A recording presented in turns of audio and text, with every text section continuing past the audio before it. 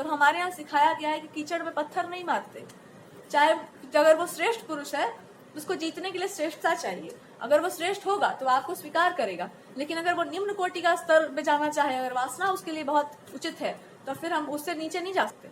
हम उसके लिए लड़ सकते हैं, और लड़ने का तरीका जब मेरा शुरू होगा, आप नहीं बचोगी। Because when I fight I will take my god with my self.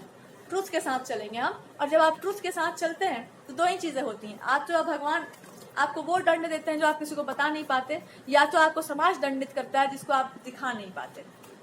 और कोई दंड नहीं है मेरे पास। और आप चाहो तो लीगल एक्शंस भी हो सकते हैं इफ यू वांट। इन्होंने आप पर एनर्जेटिक्स अटैक भी बहुत सारे करवाए हैं, तंत्र की विद्याओं का प्रयोग करवाया है, मेंटली आपको टॉर्चर करवाया, आपके पार्टनर से ही बहुत तरीके से एलिगेशंस आप पे लगाए गए हैं। हर तरीके से आप इस इंसान को किसी लायक नहीं छोड़ सकते इफ यू रियली वांट। इन्होंने अपने आप को खुद ही निर्वस्त्र कर लिया है, अब दूसरे को क्या कहेंगे आप। तो यू कैन से दैट कि मैं जाती नहीं हूँ किसी के लिए कुछ भिक्षा मांगने, मैं भगवान से भिक्षा मांगती हूँ, मेरा और कोई वो नहीं है। तो are you ask justice to God, and if you ask to God there will be a justice instantly. एक इंस्टेंट जस्टिस होता है ना भगवान का। व्हेन यू ट्रस्ट डिवाइन, जब आप भगवान पर विश्वास करते हैं और जब वो न्याय करते हैं, वो लंबा न्याय करते हैं, ऐसा न्याय करते हैं कि आपको इसे ट्रस्ट गॉड। जस्टिस तो जब होता है तब होता ही है, लीगल एक्शंस तो होते ही हैं। अगर आपके पास पैसा है तो आप उससे बचने का घमंड दिखा सकते हो, पर उनसे कहाँ बचोगे जिसके दंड से आज तक कोई नहीं बच पाया है।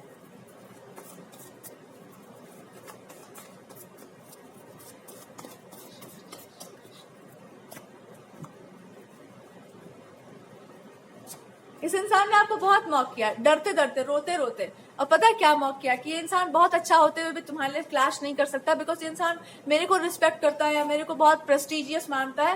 तो यू हैव टू से प्रेस्टीज। हम इसलिए नहीं बोल रहे थे कि मेरा जबान खराब है, हम इस तरह की बातों को, इस तरह की चीजों को इतना निम्न स्तर पर ले जाकर देखते हैं कि मेरे मतलब फ्रेंड बनने वाले लोग भी इस बात को अच्छे से जानते होंगे कि मैंने क्यों उनको जिंदगी से निकाला होगा। मेरा रिकॉर्ड रहा है ऐसे लोगों को मैं थर्रा थर्रा के रखती हूँ। तो आप तो रिस्पेक्ट का तो बात ही मत करना। और जब आप बात आएगा उपाय करने का, तो आप जैसे लोगों का उपाय क्या किया जाता है सोसाइटी में, एवरीवन नोज।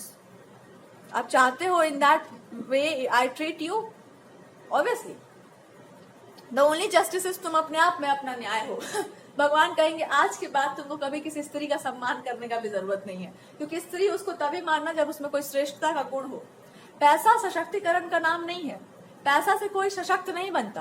पैसा एक जरूरत है। अगर आपको जीवन जीना है और पुरुष के साथ नहीं जीना, या फिर आप कह लो कि हमको अकेले जीना, या फिर आप पुरुष के साथ भी जीना चाह रहे हो, आप काम वो करो जो आपको अच्छा लगता हो, जिस काम के थ्रू आपने कुछ अच्छा किया हो। या तो क्रिएटिव वर्क कर लो या कोई जॉब कर लो। ये आपके एक्सप्रेशन का तरीका है कि मेरे पास ये गुण है, ये चीज है, मैंने इसको पॉलिश किया और मैं इससे अर्न कर रही हूँ।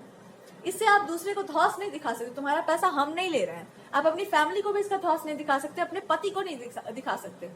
सशक्तिकरण वो नहीं होता है, भीतरी सशक्तिकरण किया जाता है। तो नारी को कोई सशक्त नहीं कर सकता, क्योंकि नारी को स्वयं ही अपने आप को जानना पड़ता है। जब तक औरत खुद को खुद नहीं जानेगी, तब तक वो क्या सशक्त बनेगी। अगर उसने एक बार जान लिया कि वो कौन है, तो फिर आप उसको नीचे नहीं गिरा सकते, आप उसको डिमीन नहीं कर सकते। आप उसके जीवन में परिस्थितियां क्रिएट कर सकते हैं और वो बिल्ली की तरह कूद के बाहर निकल जाएगी।